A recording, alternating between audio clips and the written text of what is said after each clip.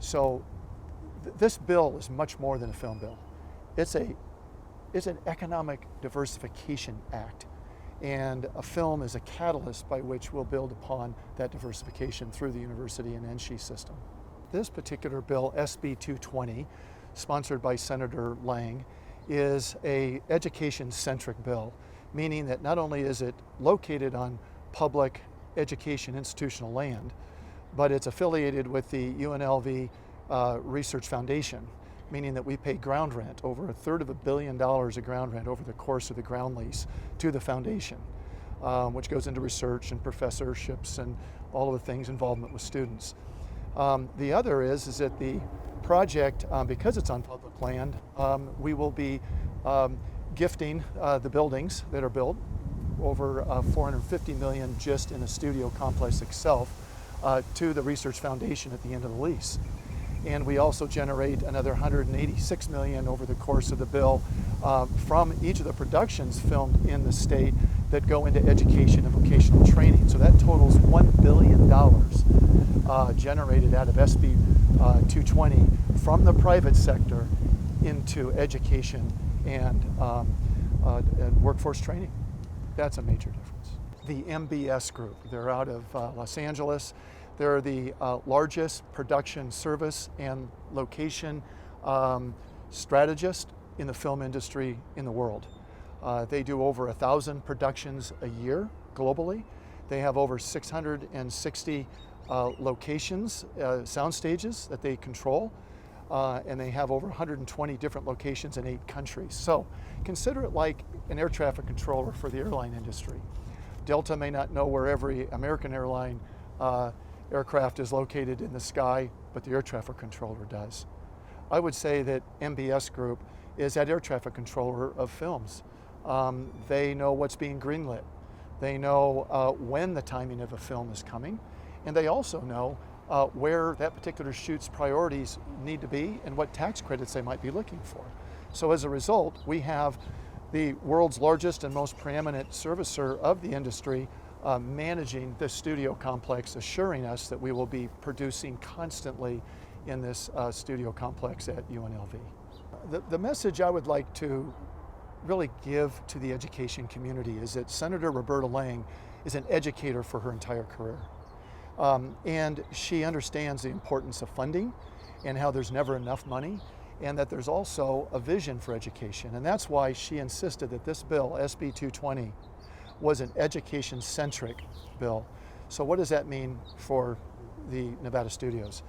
We have spent the last 2 years working with CSN, UNLV, NSU, CCSD, and pardon the acronyms, but those are the core institutions here in the South that are educating the students of today and tomorrow that need to fill these positions. And so we have put programs together that have identified the 179 different jobs that go into a film production and actually assigned them to one of those educational universities and colleges at NSHE, and they will be education ready when that gavel goes down. Okay. Profound difference between the two bills. We want film to be one of the core future businesses that we can build a new diversification around. For every dollar given to a film tax, to a film, there's 6 times that spent on a particular production. So 100 million of tax credits, there'll be 600 million spent on direct spend for that project. That actually gets spent before the tax credits are issued. So the money's spent, the buildings have to be built, the studios have to be built, and those payrolls are profound. They're billions of dollars.